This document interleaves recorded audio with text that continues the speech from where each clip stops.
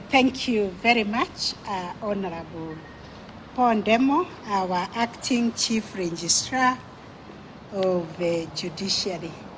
A very good afternoon, distinguished members of the Fourth Estate, and welcome to this press conference. Apologies, we have not completely set up our offices to be able to accommodate you there. This is where JSC is housed. So I'll read this statement on behalf of the Commission. And we have titled it, Opening Here Statement by the Judicial Service Commission, 15th January 2024. As the Judicial Service Commission commences official business for the year 2024, we would like to assure Kenyans that the Commission is fully seized of its constitutional mandate, especially the responsibility to assure independence, accountability, and transparency in the judicial service. JSC, as you all know, has been in existence since 1963. Before the Constitution of Kenya 2010, all JSC members were presidential appointees.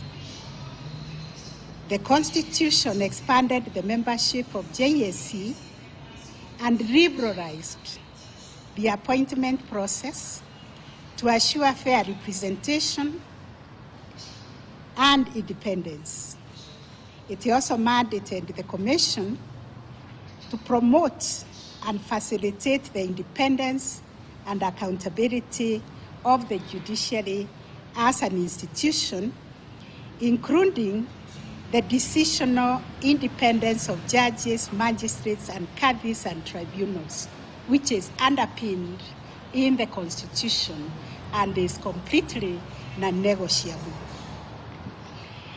Alive to our constitutional mandate, the Judicial Service Commission is also conscious that judges and judicial officers are entrusted with significant responsibility to uphold the principles of justice and maintain the integrity of the judicial and the legal system.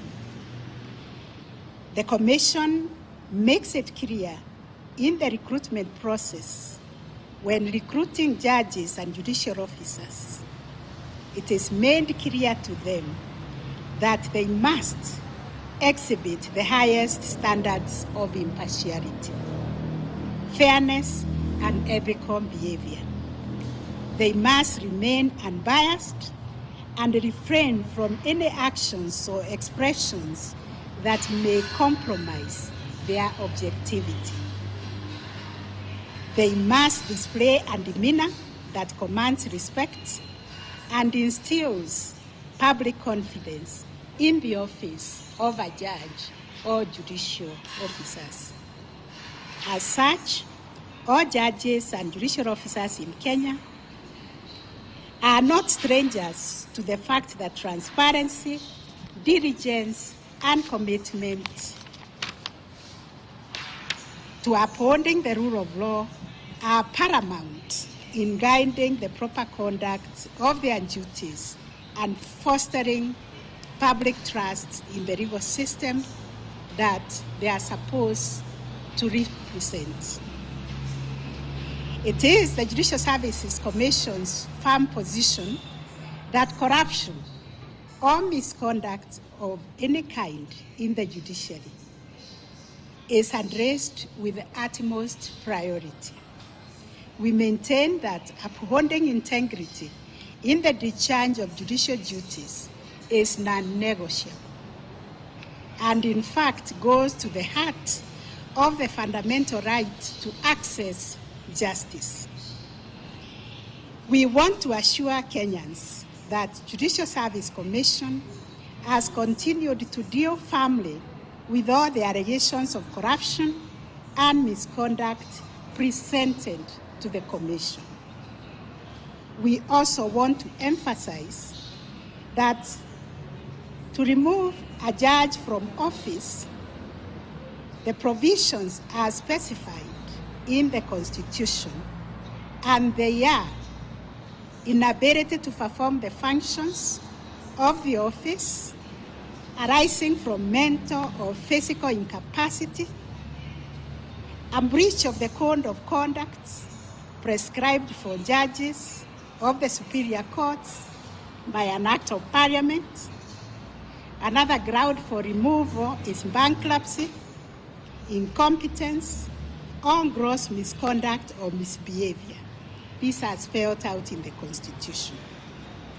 Where any or some of these grounds are arranged, the concerned judge is entitled to due process.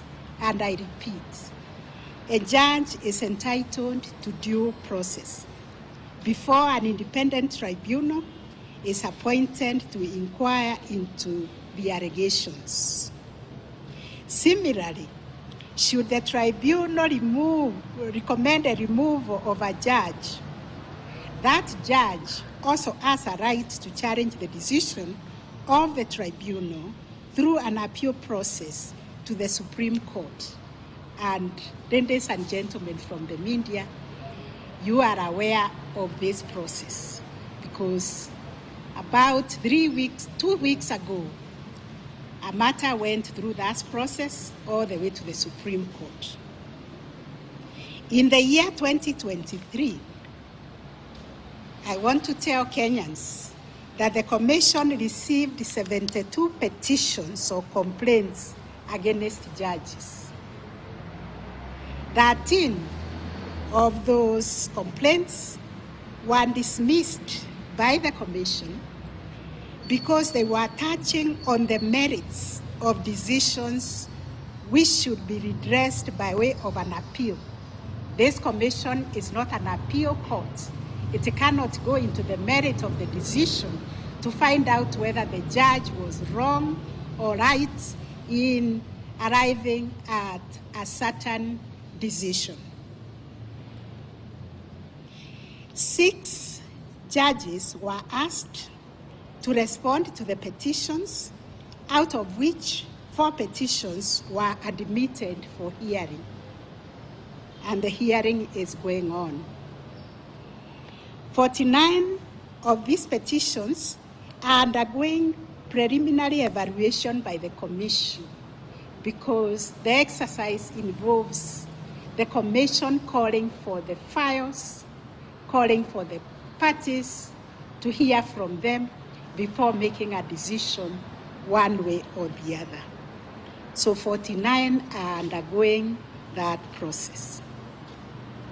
It is also important to remind ourselves and the members of public that 3 judges left the judiciary in the year 2023.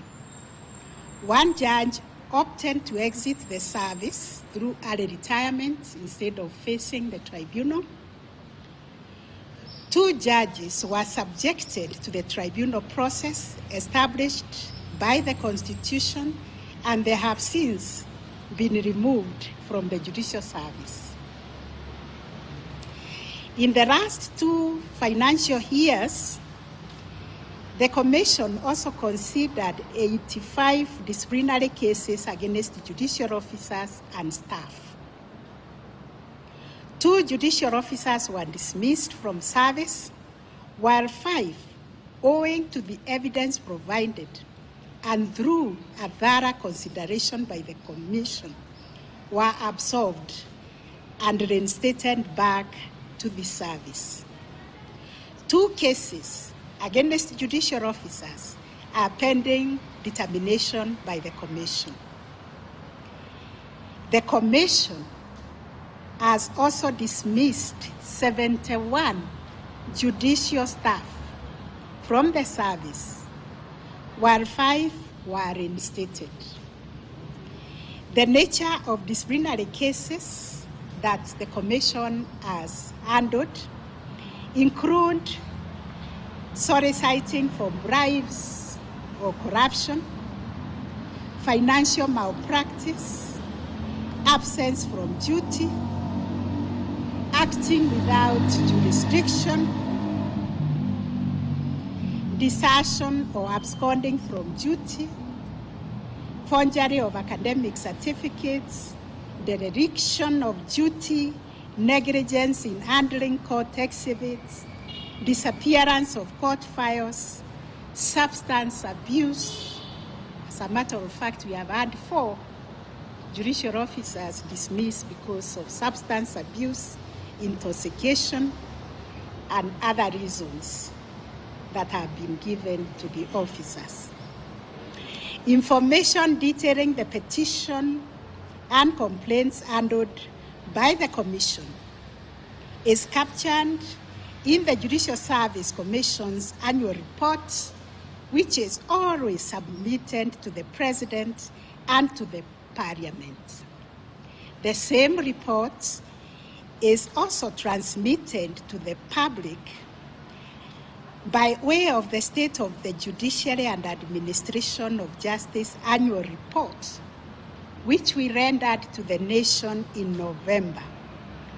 And the same way that report is transmitted to the President, it is also transmitted to the Parliament, and we are obligated to publish it in the Kenyan Gazette, which we did.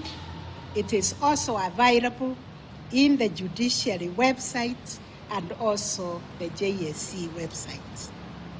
In addition, we want to assure the public that the Commission is committed to providing regular updates on the cases presented before it for investigation and action, so that the members of public are kept abreast with what is going on at the Judicial Service Commission, the nature of cases we are handling, and the outcome of those cases. The Judiciary and the Commission, on account of our dedication to accountability, we have also put in place the following measures to enhance transparency and entrench integrity in the judiciary. 1, we have embarked on empowering the public to know what is going on in the judiciary, which we do through the court users committees, and also by holding the public to account. The JSC has developed the Code of Conduct for judges, judicial officers, and staff. That Code of Conduct went through public participation. It was approved by Parliament in the year 2020. The Commission has taken it upon itself to disseminate copies of this Code of Conduct to all judges, judicial officers, and staff, so that they are aware of the principles that guide the public offices that they owned these offices on behalf of the sovereign people of this country. Number 2, to strengthen enforcement and increase accountability, the Commission has prepared a draft complaints or petition processing regulations. These regulations are now undergoing public participation and will subsequently be submitted for deliberations also before the National Assembly. In addition, the Commission built its own capacity to be able to process these complaints by establishing a directorate within the Commission to deal with the complaints management and investigations. We also created a Directorate of Legal Services geared towards fast-tracking the processing of petitions and complaints against judges and judicial officers. Ladies and gentlemen, to foster transparency and accountability, the judiciary has developed and operationalized the Judiciary Complaint Management System, which we call JCMS. This is an internal complaint mechanism for registration and processing of handling complaints within the office of the Chief Justice, the judiciary's ombudsperson. This office receives complaints. It also has a platform for feedback from the court, station, liaison officers on the complaints raised against the stations. The system has been configured with a reply function that keeps the complainant informed by way of an instant text message and email feedback to the clients upon registration of the complaints. They are updated on every step until the resolution of their complaints. In the realm of finance, the judiciary developed the Judiciary Finance Management System. This system has promoted transparency and accountability in our financial management. The judiciary regularly conducts customer satisfaction surveys and annual performance on judges, judicial officers, and staff. As a matter of fact, we have a form that we sign every day to say, what have we done? If you are a judge, how many cases have you had? How many witnesses? How many rulings or judgments? And that information is collated every week, every month, and at the end of the year. It's called DCRT. Indeed, the private sector and civil society organizations have in the recent past recognized certain judges, magistrates, and judicial officers for their exemplary performance in the administration of justice, and they have been feted and awarded.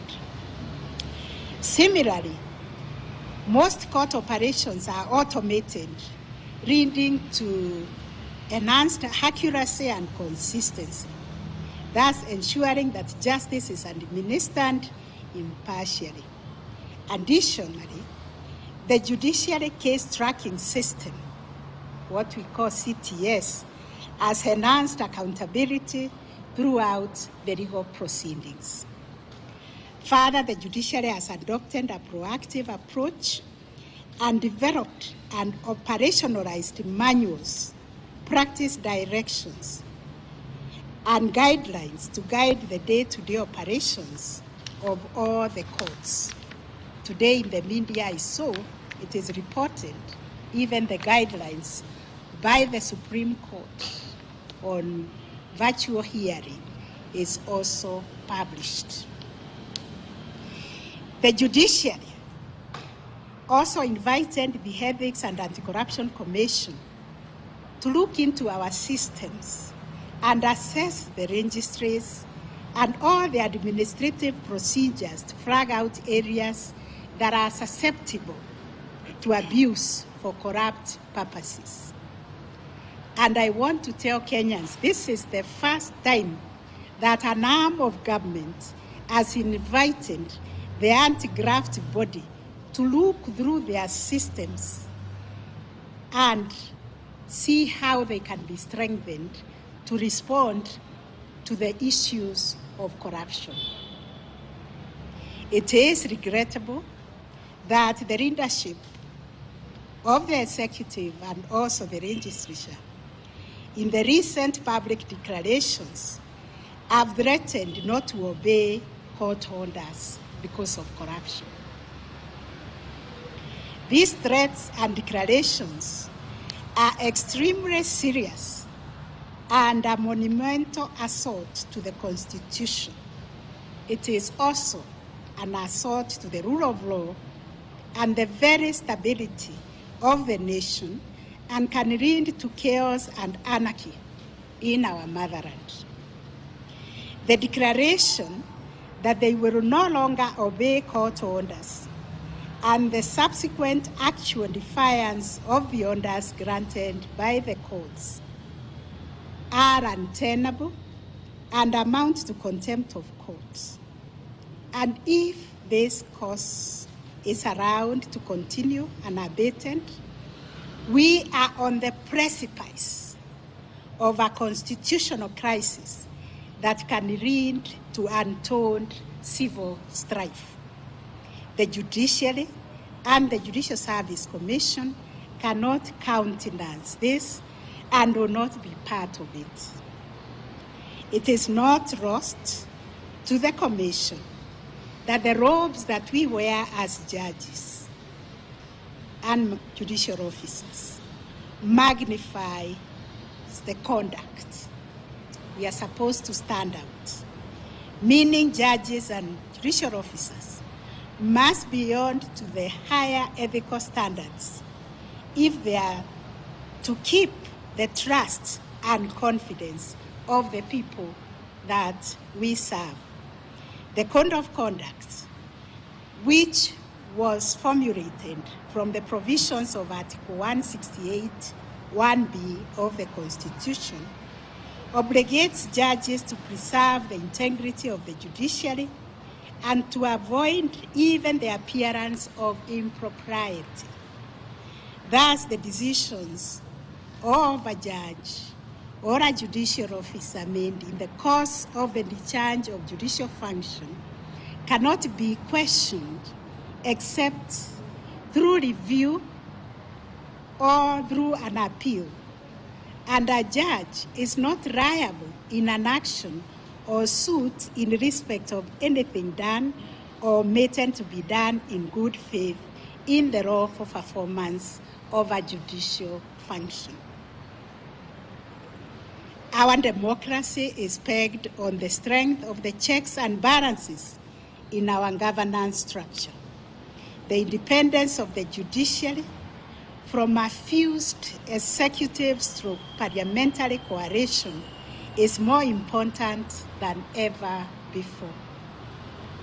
We therefore urge Kenyans not to lose sight of our history, very painful history, and what lies ahead. Our prayer tonight, as the Commission, is that we all continue to safeguard the Constitution according to our oath of office and according to the law. On our part, we commit to do this. I thank you very much for your attention.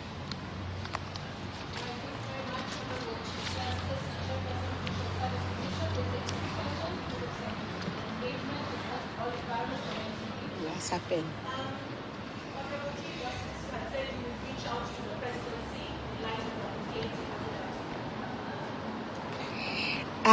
Thank you. Do we take the three?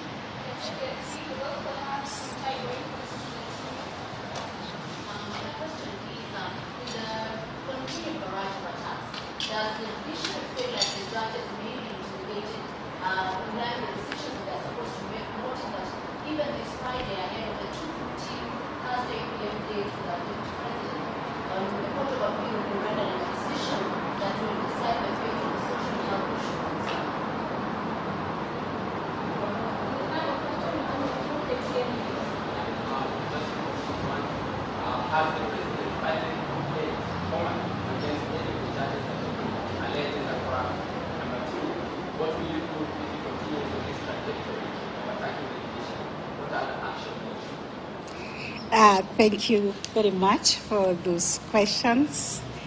The first one was? Okay, whether we have reached out to the President. We have written requesting for an appointment with His Excellency the President so that we as the Commission can have a dialogue to discuss and find out what is the real issue. He might have received reports because we have various machineries and agencies that are charged with the responsibility of collecting information. And we would like to engage him so that he can give us that information. Because we all have a responsibility of solving our problems in this country. We all recognize corruption is endemic, it is a problem, it is unacceptable, it is condemned, it is actually a criminal offense. So if there are cases involving people in the judiciary, judges, judicial officers, or judiciary staff of corruption, then that is why the JSC was established, to deal with those disciplinary matters. So we will be asking His Excellency to submit that report so that we can deal with it, because you recognize under the Constitution 2010, the Fair Administration Action Act, you have always to give a hearing to the other side. Even murder cases, when people are accused of murder, we don't condemn them and sentence them and convict them, we hear them. So even judges are human beings who deserve to be given an opportunity to be heard. And judges get hurt, especially when their names are dragged in public and they are condemned as corrupt, and there is no evidence that has been presented to them to respond. So we'll be looking out for that dialogue. We have written, and I believe His Excellency is going to give us an appointment, and we are ready to go anytime we are called, so that we can have that dialogue. We stand for dialogue, collaboration, and cooperation, because like somebody was describing, the government is a three-legged stool. We are also part of the government, and we are concerned that there are issues that are hurting the executive and the government, and we are also part of that government. So we need to know them so that we deal with them. The next question is whether we are intimidated by the barrage of attacks. I think I stated that in my first statement when it happened. I said when judges are attacked publicly and they are hearing a matter, live matters, they feel intimidated. They feel harassed. They feel like they are being ordered to rule in a certain way. Actually, they get embarrassed. Because if you rule this way, they will say it's because you are told off. If you rule the other way, it's like, look, we told you. You see? So this is why we have a principle in law that is called sub judice. When the matter is pending in court, in as much as possible, let us not discuss it in public domain, because the judges are not in that public domain. It is meant to influence them, and it is wrong. That's a principle in the common law of sub judice, to observe sub judice. So I would urge our politicians to stop discussing live matters in public, to allow the judiciary, to allow the judges and judicial officers to engage with the matters objectively and deal with those matters according to the evidence and according to the law. And if somebody is dissatisfied, to follow the appeal mechanism, because this is how we structured the Constitution. And it was a painful process of arriving at, let us have an orderly way of dealing with complaints. The last question from the KTN was whether the President has filed any complaints. Not any that we are aware. Even today, we were dealing with the complaints that we have shared with you, unless it has come when we were in the process. we haven't received any, but we are ready to receive. I think somebody said on the news yesterday, one will be filed on Thursday. We are ready to receive it, even if it comes earlier than Thursday, because that's what we do. Our offices are open to receive. Even after hours, you can file online, and we will receive it the next day.